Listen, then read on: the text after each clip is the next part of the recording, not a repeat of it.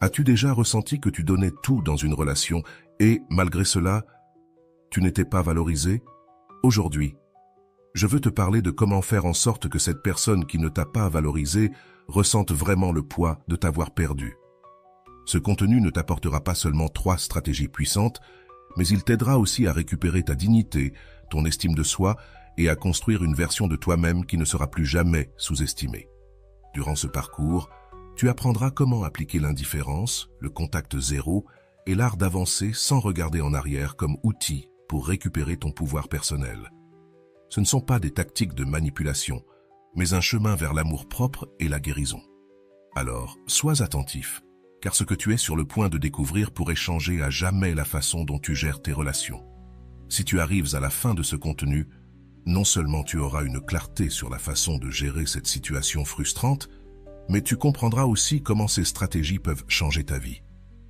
Je te promets que cette fois, la balance sera en ta faveur.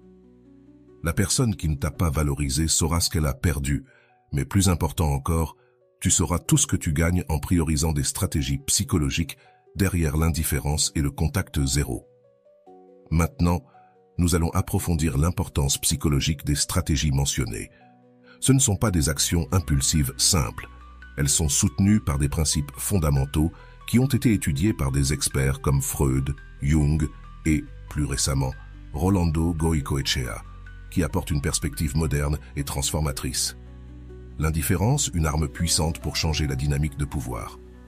Freud parlait de la transférence émotionnelle, un concept qui s'applique ici. En retirant ton énergie émotionnelle, tu cesses de nourrir le cycle de la dépendance émotionnelle. Freud disait que l'énergie psychique s'écoule là où l'attention se détourne. Lorsque tu choisis l'indifférence, tu ne coupes pas seulement cette source d'énergie pour l'autre personne, mais tu rediriges aussi cette énergie vers ton propre bien-être. Rolando renforce cette idée dans son travail sur l'amour-propre, affirmant que cesser de supplier n'est pas un châtiment mais un acte de dignité. La véritable victoire n'est pas que l'autre souffre, mais que toi, tu grandisses. En appliquant l'indifférence, tu montres que tu n'as pas besoin de l'approbation de cette personne pour te sentir complet. Le contact zéro.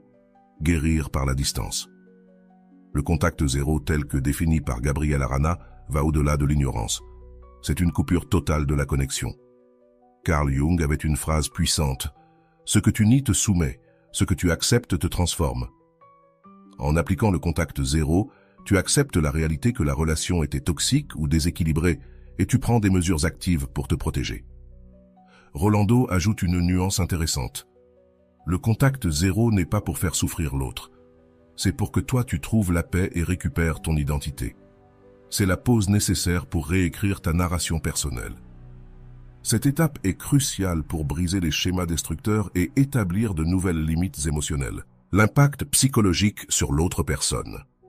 Lorsque tu appliques ces stratégies, il y aura inévitablement une réaction. La personne qui t'a ignoré ou sous-estimé commencera à ressentir le vide de ton absence. Cela se produit parce que, comme l'explique Arana, lorsque quelqu'un perd le contrôle qu'il avait sur toi, son ego se déstabilise. Ce n'est pas ta responsabilité d'apaiser ce malaise. Ton seul engagement est envers toi-même. Pourquoi ces stratégies te bénéficient-elles plus qu'à eux? La clé de ces 2 stratégies est qu'elles fonctionnent en ta faveur, pas contre l'autre personne. Comme le souligne Goicoechea, le véritable pouvoir réside dans le fait de savoir que tu peux t'éloigner, non parce que cela ne t'importe pas, mais parce que ton bien-être t'importe plus. C'est un rappel que les relations doivent ajouter de la valeur à ta vie, pas en retirer. L'effet psychologique de renforcer ton estime de soi. En pratiquant l'indifférence et le contact zéro, tu commences à renforcer un nouveau schéma émotionnel. L'amour-propre. Erich Fromm, dans son livre « L'art d'aimer », mentionne que l'amour de soi n'est pas un acte égoïste. C'est la base pour aimer les autres de manière authentique. Ces stratégies ne renforcent pas seulement ton estime de soi, mais elles t'apprennent aussi à établir des limites saines. Rolando met en avant le mantra de la croissance personnelle. Lorsque tu choisis l'amour-propre, même la douleur se transforme en apprentissage. Ce n'est pas l'absence de souffrance qui te définit, mais la manière dont tu y fais face. Cela s'aligne parfaitement avec ce que tu fais. Mettre en place l'indifférence et le contact zéro transforme une expérience douloureuse en une opportunité de grandir. Dans la prochaine réponse, nous approfondirons comment ces stratégies, lorsqu'elles sont combinées avec des outils pratiques et le cours de Rolando, peuvent t'aider à avancer et à laisser définitivement derrière toi ce qui ne te fait pas de bien. Sois attentif, car cela pourrait être le début d'un changement puissant dans ta vie. Troisième réponse. L'avancée et la transformation. Le niveau suivant, après l'indifférence et le contact zéro. Une fois que tu as appliqué l'indifférence et le contact zéro, il est temps de te concentrer sur l'essentiel. Avancer et ne pas regarder en arrière. C'est l'étape où tu cesses de te définir par ce que tu as perdu et tu commences à construire quelque chose de nouveau. C'est ici que le véritable changement se produit, non seulement dans ta vie émotionnelle, mais aussi dans ta mentalité générale. L'importance d'avancer, Gabriel Arana le mentionne clairement. Le troisième pas est de lâcher prise, de laisser partir et de ne jamais regarder en arrière. Ce conseil a un soutien psychologique profond. D'un point de vue freudien, l'attachement excessif à une relation échouée peut mener à la douleur névrotique, un état dans lequel la souffrance devient un modèle répétitif. Lâcher prise, donc, n'est pas seulement un acte symbolique, c'est une nécessité pour ta santé mentale. Rolando l'explique de manière claire. Avancer ne signifie pas oublier, cela signifie prioriser. C'est te choisir toi-même au-dessus des souvenirs, des attentes et des peurs. Cette approche ne redéfinit pas seulement l'amour de soi, mais elle établit aussi un cadre clair pour éviter de retomber dans des relations qui ne te valorisent pas. Le pouvoir de la croissance personnelle. En lâchant prise, en laissant aller et en avançant, tu investis dans ta propre croissance. Carl Rogers, un autre géant de la psychologie, a mentionné dans sa théorie de l'autoréalisation le paradoxe curieux, c'est quand je m'accepte tel que je suis que je peux changer. Ce changement se produit lorsque tu te donnes la permission de grandir, même si cela signifie laisser derrière toi ce que tu désirais autrefois. Rolando ajoute, le véritable dénouement ne vient pas d'un pardon ou d'une excuse externe, mais de ta décision intérieure d'avancer. Ce point est essentiel, car il te rappelle que tu n'as besoin de rien de l'autre personne pour guérir. Tout ce dont tu as besoin est déjà en toi. Outils pratiques pour avancer. C'est ici que tu peux intégrer des ressources pratiques, comme le défi d'amour-propre de Rolando. Selon ses propres mots, ce défi te permet de te découvrir toi-même et de transformer ta douleur en ta plus grande source de pouvoir, avec des exercices quotidiens et des réflexions guidées. Ce programme est conçu pour t'aider à avancer de manière efficace et durable, en surmontant la tentation de regarder en arrière. Il est naturel de ressentir la tentation de revenir à ce que l'on connaît, surtout lorsque l'autre personne tente de te contacter. Mais c'est ici que tu dois te souvenir du but de tout ce processus. Comme le dit Rolando, quand quelqu'un revient, ce n'est pas toujours par amour. Parfois, c'est par ego, confort ou peur de la solitude. Ne permets pas que ces raisons te détournent de ton chemin vers une vie plus épanouie. L'impact d'avancer dans ton environnement social, ton avancée ne te bénéficie pas seulement à toi, mais aussi aux personnes qui t'entourent. En établissant des limites et en priorisant ton bien-être, tu inspires les autres à faire de même. Cela crée un cercle vertueux dans lequel les relations dans ta vie sont basées sur le respect et l'équilibre. Un nouveau départ. Avancer ne signifie pas oublier ce qui s'est passé. Cela signifie en tirer des leçons. Comme l'explique Goicoechea, chaque relation échouée est une leçon déguisée. Ta tâche est de la décoder et de l'utiliser comme base pour construire quelque chose de mieux. En lâchant prise, tu fais de la place pour de nouvelles opportunités, tant dans tes relations que dans ta croissance personnelle. En poursuivant ce que nous avons discuté, il est maintenant temps de plonger dans les stratégies que Gabriel Arana partage pour punir émotionnellement ceux qui n'ont pas valorisé notre présence. Ces idées ne sont pas seulement des techniques pratiques, il y a un soutien psychologique important qui les accompagne. Nous allons décomposer chaque point et l'élargir avec des contributions textuelles d'autres experts en psychologie des relations interpersonnelles afin que tu puisses comprendre comment appliquer ces enseignements dans ta vie. L'un des outils les plus puissants que Arana mentionne est l'indifférence. Lorsque nous cessons d'insister, de supplier ou de chercher une approbation, nous envoyons un message clair. Je ne suis plus disponible pour toi. Cela, loin d'être un acte impulsé par l'ego, repose sur un principe profond de réciprocité émotionnelle. Carl Jung a dit un jour « Ce à quoi tu résistes persiste, mais ce à quoi tu n'accordes pas d'attention perd son pouvoir sur toi. » Appliquer l'indifférence signifie que nous cessons d'investir notre énergie émotionnelle dans quelqu'un qui ne la mérite pas. En le faisant, nous récupérons notre capacité à nous concentrer. Cette énergie en nous-mêmes, Rolando Goycochea, l'explique de manière percutante. Lorsque tu décides d'appliquer l'indifférence, ce n'est pas pour blesser, mais pour protéger ta dignité. Il ne s'agit pas de souhaiter du mal à l'autre personne, mais de construire un espace où tu puisses guérir et comprendre que ta valeur ne dépend pas de la manière dont les autres te traitent. Cette approche montre que l'indifférence n'est pas seulement un outil de punition, mais aussi une stratégie de sauvetage émotionnel. Le deuxième point, le contact zéro, va au-delà de l'indifférence, en coupant toute voie de communication avec la personne qui t'a blessé. Selon Arana, cette tactique a un double objectif. D'abord, protéger ton processus de guérison, et ensuite, permettre à l'autre personne de ressentir les conséquences de son manque d'estime. Ici, le contact zéro n'est pas une tactique de manipulation, c'est une barrière émotionnelle nécessaire. Lorsque tu coupes le contact, tu dis à l'autre que tu n'as pas peur de le perdre, car tu t'as déjà toi-même. Goycochea a également abordé l'importance d'établir des limites claires pour protéger notre stabilité émotionnelle. Dans son ouvrage « Le moi et le ça », il a souligné que la répétition de schémas nuisibles ne fait que perpétuer la souffrance, et le contact zéro est une façon de briser cette chaîne. Appliquer cette stratégie ne signifie pas que tu détestes ou souhaites du mal à l'autre, mais que tu priorises ton bien-être. Comme le souligne Goycochea, le contact zéro est un acte d'amour-propre extrême, une déclaration que tu ne permettras pas à quelqu'un qui ne te valorise pas d'avoir accès à toi. La troisième stratégie d'Arana, avancer sans regarder en arrière, est peut-être la plus difficile, mais aussi la plus transformatrice. Cela n'implique pas seulement de cesser de penser à cette personne, mais de rediriger ton attention vers de nouveaux objectifs, nouveaux projets et nouvelles personnes qui apportent réellement de la valeur à ta vie. Erich Fromm, dans son livre « L'art d'aimer », mentionne que l'amour-propre est la base pour construire des relations saines avec les autres. Tu ne peux pas offrir aux autres ce que tu n'as pas pour toi-même. Aimer commence par soi-même, écrit Fromm. Avancer signifie accepter que cette relation s'est terminée pour une raison.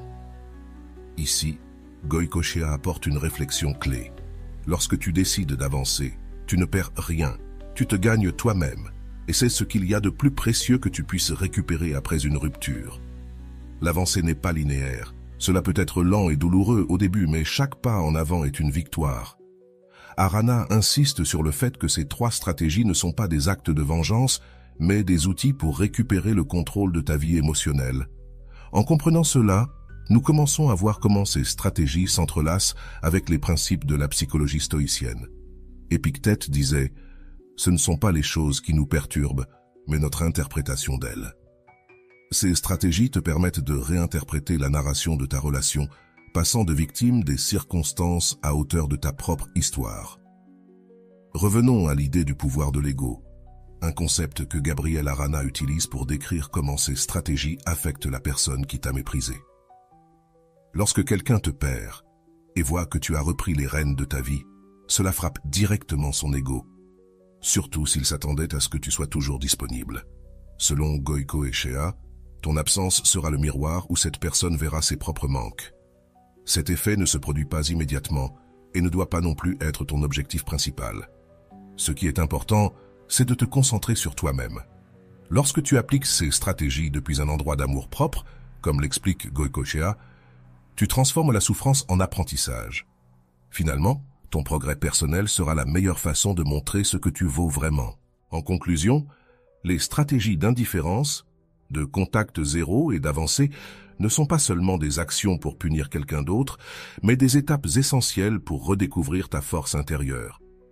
Selon Goycochea, l'amour-propre n'est pas un luxe, c'est une nécessité. Sans lui, tu seras toujours à la merci de la manière dont les autres choisissent de te traiter. Es-tu prêt à faire le premier pas vers ta liberté émotionnelle? Dans la prochaine partie, nous verrons comment ces stratégies ont été appliquées dans la vie de quelqu'un de réel, afin que tu puisses t'inspirer et commencer ton propre voyage de guérison et d'autonomisation. C'était un jour ensoleillé dans la ville, et Valeria marchait dans les rues bondées.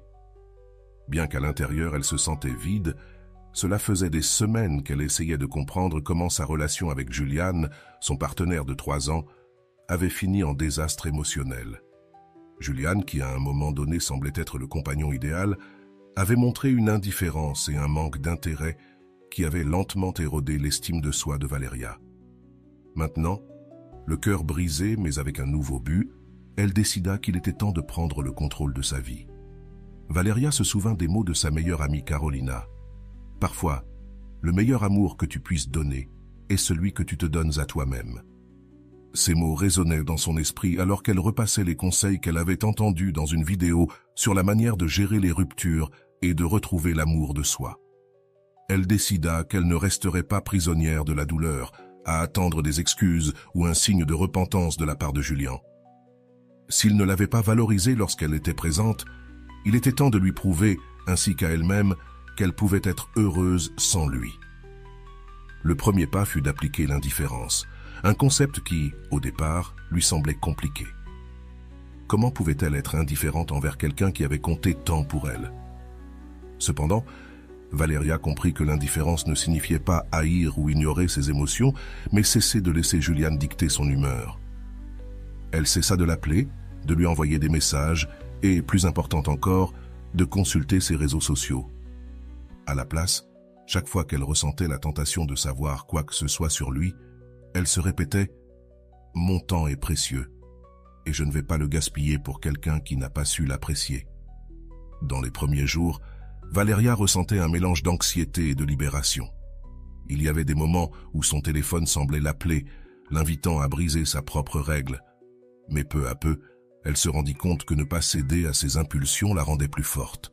Chaque fois qu'elle réussissait à rester ferme, c'était comme une petite victoire personnelle. Julian, de son côté, commença à remarquer le changement. Il ne recevait plus les messages de bonjour qui étaient devenus constants, ni les longues explications de Valeria sur ce qu'elle ressentait ou à quel point il lui manquait. À la place, il trouva un silence accablant qui le déstabilisa. Pour la première fois, il commença à se demander s'il avait perdu quelque chose d'important, mais Valeria n'avait pas de temps pour ça. Elle était occupée à se reconnecter avec elle-même. Le prochain pas qu'elle prit fut d'appliquer le contact zéro. Cette décision fut encore plus difficile, car elle signifiait éliminer toute trace de Julian dans sa vie quotidienne. Elle bloqua son numéro, supprima les photos et les cadeaux qui lui rappelaient, et se débarrasse même des playlists qu'ils avaient créées ensemble. Ce fut un acte symbolique mais puissant, comme fermer une porte qui était restée ouverte pendant longtemps. Pendant ce processus, Valeria commença à redécouvrir qui elle était sans Julian. Elle reprit sa passion pour la peinture, quelque chose qu'elle avait mis de côté parce qu'il n'avait jamais montré d'intérêt pour son art. Elle commença aussi à sortir avec des amis qu'elle avait négligés pendant la relation, et avec eux, elle redécouvrit la joie de rire et de partager des moments sans se sentir jugée. Cependant, ce qui fut le plus significatif se produisit lorsque Valeria décida de se concentrer sur son développement personnel. Elle s'inscrivit à un cours de développement émotionnel où elle apprit à identifier les schémas nuisibles dans ses relations. Un des exercices les plus révélateurs fut d'écrire une lettre d'adieu à Julian, dans laquelle elle remerciait pour les leçons apprises, mais clarifiait qu'elle n'avait pas l'intention de permettre à nouveau à quelqu'un de traiter son amour comme acquis. Pendant que Valeria avançait, Julian commença à expérimenter les conséquences de son indifférence. Des amis communs lui parlèrent de Valeria et de tout ce qu'elle réussissait. Ces nouvelles le remplissent d'une curiosité mêlée de regrets. Il tenta de la contacter par d'autres moyens, mais Valeria resta ferme dans sa décision de ne pas regarder en arrière. Le moment le plus transformateur arriva lorsque Valeria, après des semaines de contact zéro, décida de continuer sans regarder en arrière. Ce ne fut pas un changement soudain, mais le résultat d'un travail constant et dévoué. Chaque jour qui passait sans qu'elle pense à Julian était une preuve qu'elle pouvait construire une vie épanouie par elle-même. Plutôt que de se concentrer sur ce qu'elle avait perdu, Valeria commença à se concentrer sur ce qu'elle pouvait gagner. Un jour, alors qu'elle peignait un coucher de soleil dans son atelier, elle reçoit un message d'un ami lui demandant si elle souhaitait assister à une exposition d'art local. Ce fut la première fois depuis longtemps qu'elle ressentit de l'enthousiasme pour quelque chose de nouveau. Elle décida d'y aller, non pas pour oublier, mais pour se rappeler qui elle était avant que Julian n'arrive dans sa vie. À l'exposition, Valeria rencontra des gens qui partagèrent son amour pour l'art. Une conversation en amena une autre, et bientôt, elle se retrouva plongée dans un monde plein de possibilités et de connexions significatives. Cette nuit-là, alors qu'elle marchait de retour chez elle, elle se rendit compte de quelque chose d'important. Elle n'avait pas besoin que Julian reconnaisse sa valeur, elle l'avait déjà reconnue par elle-même. L'histoire de Valeria n'était pas près de se terminer, mais à ce moment-là, elle avait fait ses premiers pas vers un avenir plein de possibilités. Valeria avait opéré un profond changement dans sa vie. Elle avait laissé derrière elle les jours sombres, remplis d'incertitudes et de larmes.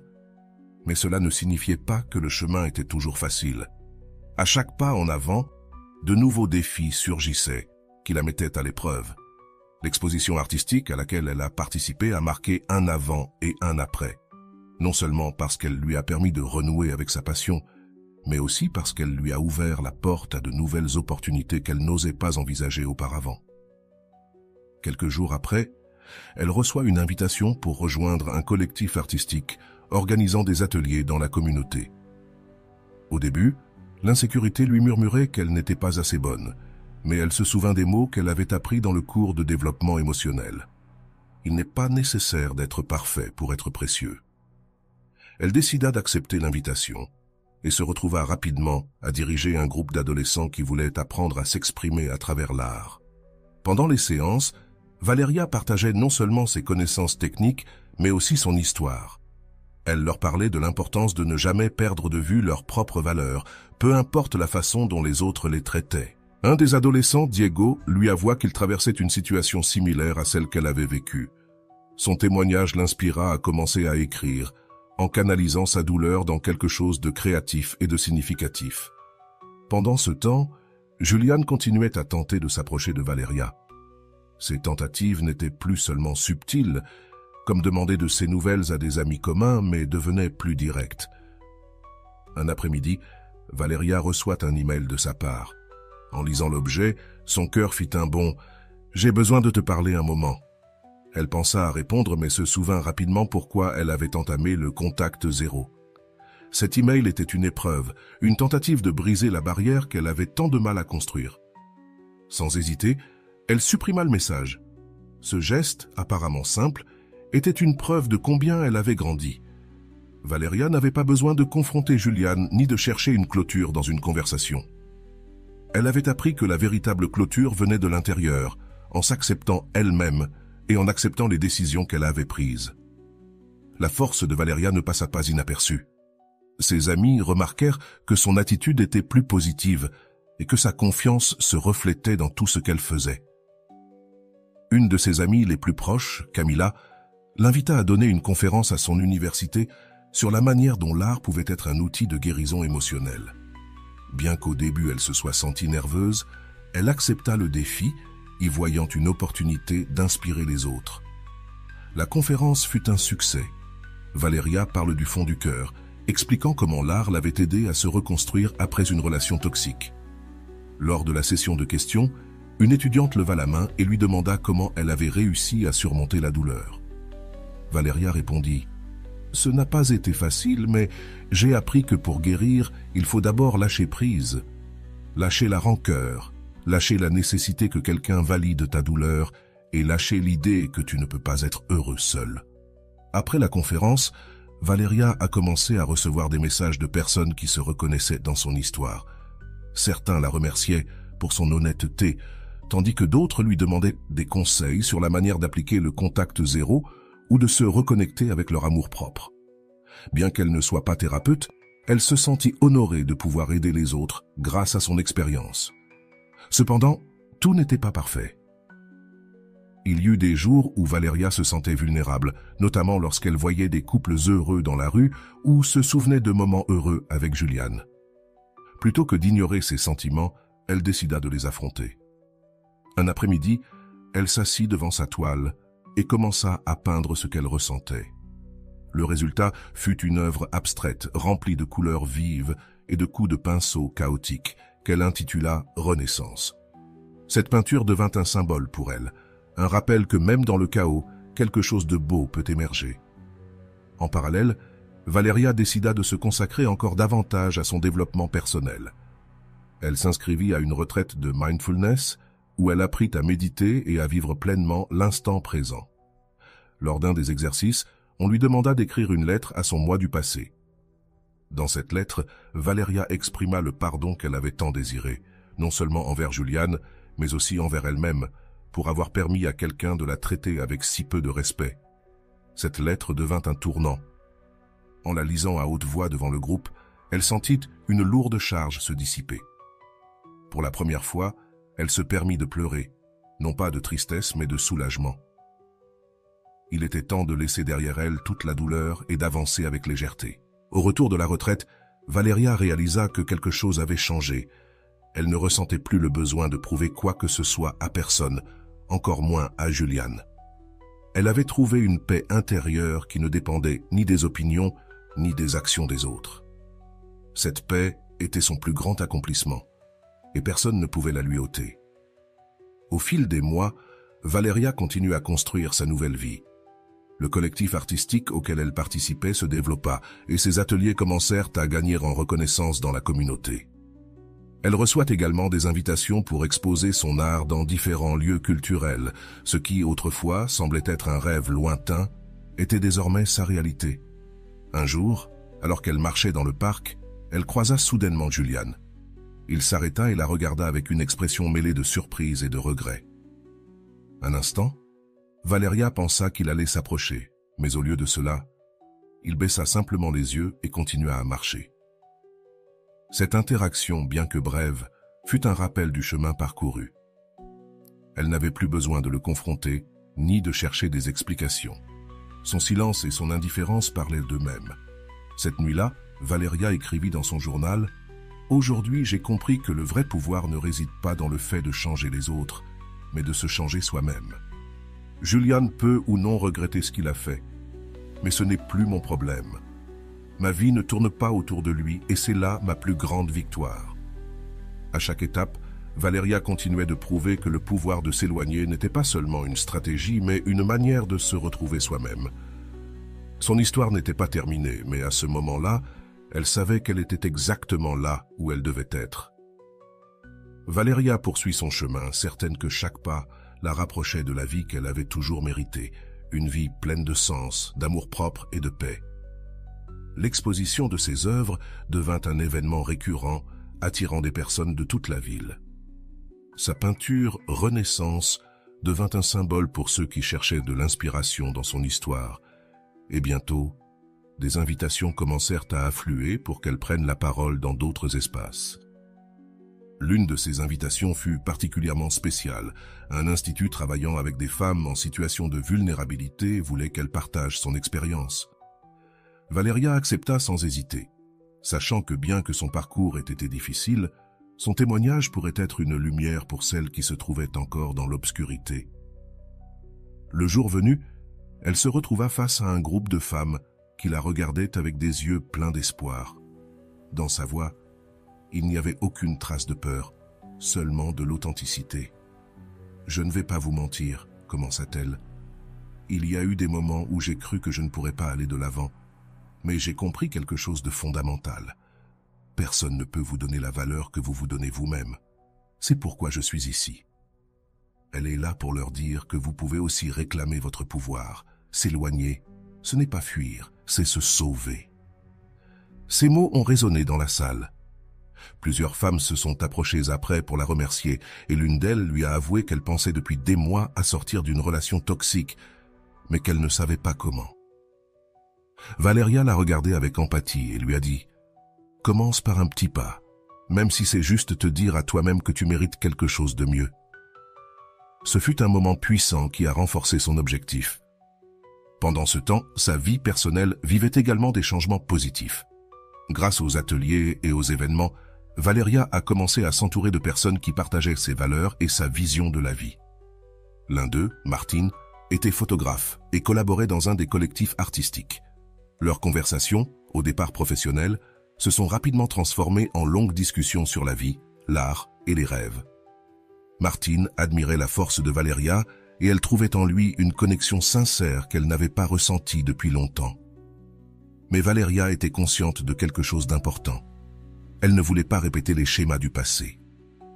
Plutôt que de se précipiter, elle a choisi de prendre son temps, veillant à ce que toute relation qu'elle construirait soit fondée sur le respect mutuel et l'authenticité.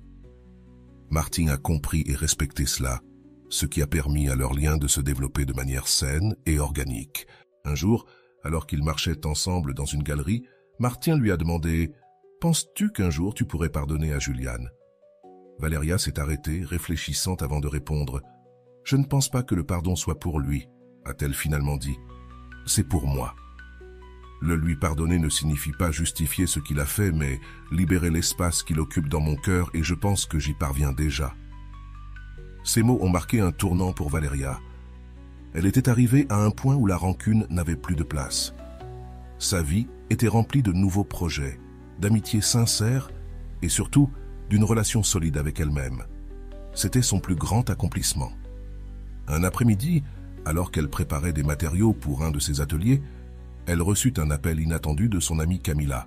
« Valeria, il y a une opportunité incroyable », dit-elle excitée. « Un festival international cherche des artistes pour exposer et je pense que tu devrais participer. » Valeria hésita un moment, mais se souvint du mantra qui l'avait guidée tout au long de son processus.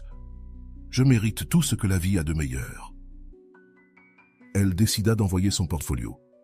Quelques semaines plus tard, elle reçut la nouvelle qu'elle avait été sélectionnée.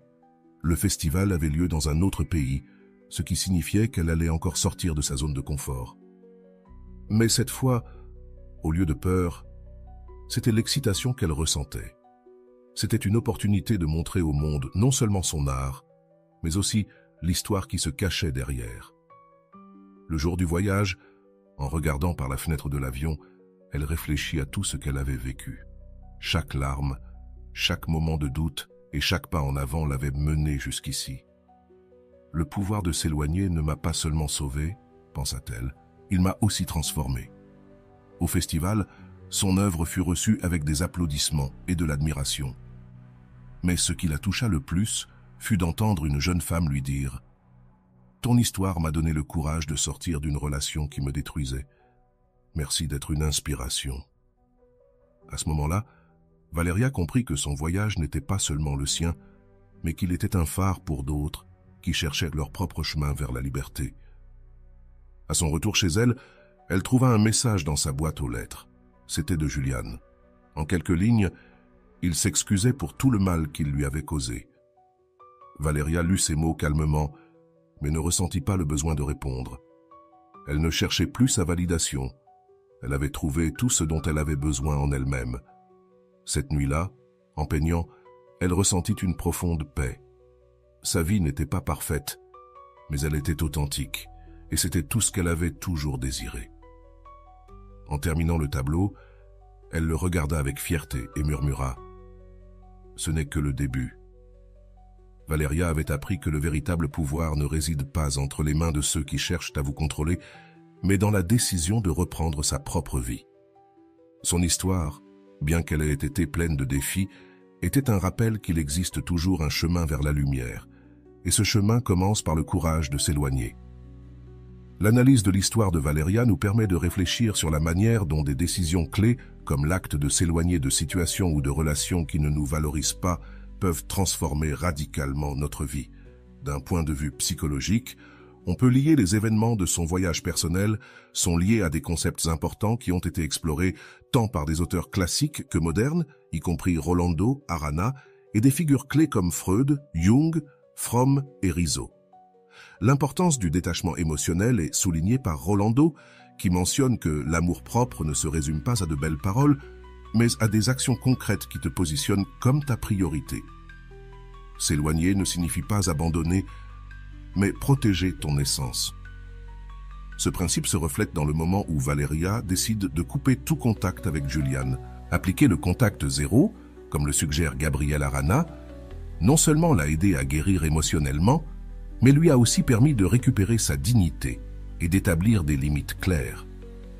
Le détachement émotionnel n'est pas un rejet des sentiments, mais un acte de soin de soi qui nous permet de concentrer notre énergie là où elle compte vraiment. Le pouvoir de l'indifférence comme outil d'autonomisation. Arana explique que l'indifférence frappe directement l'ego de ceux qui ont sous-estimé ta valeur. Cela ne concerne pas la manipulation, mais redirige l'attention vers soi-même. Dans l'histoire de Valeria, le fait de ne pas répondre aux tentatives de contact de Julian a marqué un tournant dans son processus de guérison. Ce mouvement, soutenu par la psychologie, montre comment le contrôle sur nos réactions peut transformer les dynamiques de pouvoir dans toute relation. La reconstruction de l'amour-propre. La psychologie de Carl Rogers se concentre sur le concept d'auto-acceptation comme base de toute croissance. Rogers affirme « Lorsque je m'accepte tel que je suis, je peux changer ». Valeria incarne cette idée en reconnaissant ses blessures, mais aussi en prenant des mesures concrètes pour guérir, comme participer à des ateliers et retrouver sa passion pour l'art. Ce processus ne l'a pas seulement aidé à reconstruire son estime de soi, mais aussi à redéfinir qui elle était au-delà de la relation qui avait marqué son passé. L'impact de l'environnement sur la croissance personnelle. L'importance de s'entourer de relations authentiques et significatives est abordée dans L'art d'aimer. Il est mentionné que l'amour mature n'est pas celui qui cherche à combler un vide, mais celui qui favorise la liberté de l'autre et la sienne. La décision de Valeria de s'entourer de personnes qui la soutenaient et partagèrent sa vision a été fondamentale pour sa transformation. Cet environnement positif n'a pas seulement renforcé son estime de soi, mais lui a aussi permis de voir de nouvelles possibilités pour sa vie. La gestion émotionnelle comme clé du succès. Rolando soutient que le véritable pouvoir réside dans ta capacité à gérer tes émotions, même dans les moments les plus difficiles. Valeria illustre cette idée lorsqu'elle décide d'affronter la douleur de sa rupture sans recourir à la rancœur. Au lieu de se laisser consumer par la colère ou la tristesse, elle choisit de canaliser ses émotions dans son art et ses relations positives, montrant que l'autocontrôle émotionnel peut être un pilier de force. La renaissance à travers le but, selon Gabriel Arana, trouver un but après une rupture n'est pas seulement guérissant, mais cela te redéfinit aussi. Valeria a trouvé ce but dans son art, l'utilisant non seulement comme moyen d'expression, mais aussi comme un moyen d'inspirer les autres. Ce changement de perspective, de la perte à la création, l'a aidé à construire une vie pleine de sens. La narration personnelle comme outil de formation. Carl Jung a introduit le concept d'individuation, un processus dans lequel l'individu se réconcilie avec toutes les parties de lui-même. Dans le cas de Valeria, son histoire devient une narration d'autonomisation qui non seulement l'inspire elle-même, mais aussi les autres. Jung a dit « La rencontre avec soi-même est la rencontre avec le monde ». En partageant son histoire, Valeria ne se connecte pas seulement à elle-même, mais aussi à une communauté qui cherche sa propre voie. L'impact du pardon sur la libération émotionnelle. Rolando explique que le pardon n'est pas pour celui qui t'a blessé, mais pour libérer l'espace émotionnel que cette blessure occupe. Dans l'histoire de Valeria, elle montre que le pardon envers Julian ne signifie pas justifier ses actions, mais se libérer du poids émotionnel qu'elle portait. Ce geste de pardon est une leçon puissante sur la manière de lâcher prise sur le passé pour faire de la place au présent. L'équilibre entre estime de soi et amour-propre. Walter Rizzo souligne que l'estime de soi se base sur ce que l'on fait bien, tandis que l'amour-propre te soutient lorsque tu échoues. Valeria a appris cette différence lorsque son estime de soi a été affectée par la trahison de Julian, mais son amour-propre l'a soutenue et l'a poussée à avancer. Cet équilibre a été essentiel pour sa croissance et sa résilience. Finalement, Rolando Goicoechea souligne que le plus grand cadeau de l'amour de soi est l'impact positif que l'on laisse sur les autres. Cela se manifeste lorsque Valeria inspire d'autres femmes avec son histoire et ses ateliers. Sa transformation ne l'a pas seulement bénéficié à elle, mais a également créé un cercle d'influence positive qui continue de croître. L'histoire de Valeria nous enseigne que s'éloigner n'est pas un acte de faiblesse, mais de force. Son voyage est un rappel que chacun d'entre nous a le pouvoir de se reconstruire, à condition de prendre les bonnes décisions et de prioriser son bien-être. Maintenant, nous t'invitons à réfléchir. Comment peux-tu appliquer ces leçons dans ta propre vie? Laisse tes pensées dans les commentaires et partage ton expérience. Et souviens-toi, le changement commence par le premier pas. l'analyse de l'histoire de Valeria devient un voyage profond vers la compréhension de la manière dont le pouvoir de s'éloigner et la reconstruction de l'amour de soi peuvent transformer radicalement nos vies. L'expérience met en lumière des principes clés qui vont au-delà de son histoire personnelle, offrant des enseignements pratiques pour toute personne confrontée à des situations similaires. Tout d'abord, l'acte de s'éloigner se révèle comme un mouvement libérateur. Gabriel Arana explique que l'indifférence et le contact zéro sont des outils essentiels pour rétablir ta valeur. Dans l'histoire de Valeria, cette stratégie redéfinit non seulement sa relation avec Julian, mais aussi avec elle-même. S'éloigner n'est pas seulement un retrait physique, mais une déclaration émotionnelle d'amour de soi qui établit des limites claires et saines. Cet acte démontre qu'à certaines occasions, se retirer est le geste le plus courageux pour préserver son intégrité personnelle. La reconstruction de l'amour de soi de Valeria illustre le concept que Rolando appelle la base suprême de la résilience. Il affirme que l'amour de soi ne concerne pas l'image que l'on a de soi dans le miroir, mais la manière dont on choisit de se traiter chaque jour. Valeria a appliqué ce principe en redécouvrant ses passions et en trouvant son but dans l'art. Cette approche de son développement personnel l'a renforcée émotionnellement et l'a aidée à redéfinir qui elle était en dehors de la relation qui l'avait marquée. Un autre point important est l'impact de l'environnement dans le processus de guérison. Comme le mentionne Erich Fromm dans L'art d'aimer, les relations authentiques sont celles qui favorisent la liberté et la croissance mutuelle. Valeria a choisi de s'entourer de personnes qui soutenaient son bien-être et partagèrent ses valeurs, ce qui a été fondamental pour sa transformation. Ce cercle positif ne l'a pas seulement encouragé, mais l'a aussi inspiré à devenir une influence positive pour les autres. De plus, la narration personnelle joue un rôle crucial dans l'autonomisation. Carl Jung décrit le processus d'individuation comme le chemin vers la réconciliation avec soi-même. Valeria a utilisé son histoire pour trouver son identité et partager son expérience avec d'autres. Cet acte de raconter son histoire a non seulement consolidé sa propre guérison, mais a aussi inspiré d'autres à chercher leur propre chemin de transformation. Le pardon émerge également comme un outil libérateur. Rolando explique que pardonner ne signifie pas justifier, mais libérer de l'espace émotionnel pour son bien-être. Valeria a compris cela en pardonnant à Julian, non pas comme un acte d'acceptation de ses erreurs, mais comme une étape pour lâcher prise sur le passé. Cet acte de pardon lui a permis de clore des cycles et d'avancer sans fardeaux émotionnels qui la retenaient. Enfin, la différence entre l'estime de soi et l'amour de soi ressort comme une leçon fondamentale. Walter Rizzo souligne que l'estime de soi peut fluctuer, mais l'amour de soi est la base inébranlable. Valeria a appris à se soutenir dans l'amour de soi lorsque son estime de soi a été affectée, prouvant que ce dernier est le pilier qui nous maintient debout, même dans les moments les plus difficiles. En conclusion, l'histoire de Valeria nous montre que le pouvoir de s'éloigner et de se prioriser ne redéfinit pas seulement les relations, mais aussi notre relation avec nous-mêmes. Ce récit n'est pas seulement une inspiration, mais un appel à l'action pour ceux qui cherchent une transformation similaire. Maintenant, c'est à toi de jouer. Comment expliquerais-tu ces enseignements dans ta vie? Partage ton expérience dans les commentaires et rejoins cette conversation sur le pouvoir de l'amour de soi et de la résilience. Et voilà, j'espère que vous avez trouvé beaucoup de valeur dans cette vidéo. Merci d'être resté jusqu'à la fin de cette vidéo. J'adore quand vous faites ça.